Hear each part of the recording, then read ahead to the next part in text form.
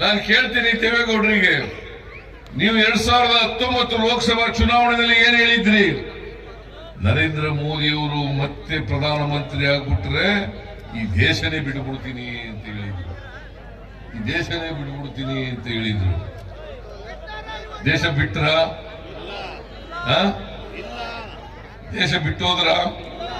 ಬಿಟ್ಟು ಹೋಗ್ಲಿಲ್ಲ. ಏನಾದ್ರೂ ಮುಂದಿನ ದಿನದಲ್ಲಿ ಹುಟ್ಟೋದಾದ್ರೆ ನಾನು ಮುಸಲ್ಮಾನ್ ಆಗಿ ಹುಡ್ತೀನಿ ಅಂತ ಹೇಳಿದ್ರು.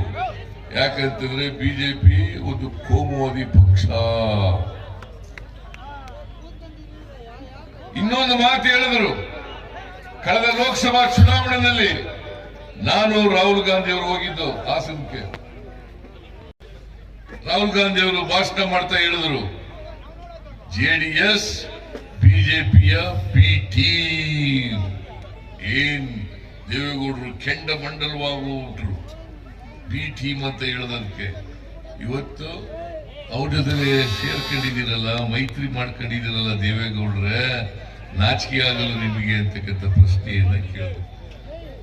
ನಾಚಿಕೆ ನಾಚಿಕೆ ಆಗ್ಬೇಕ ಬೇಡ?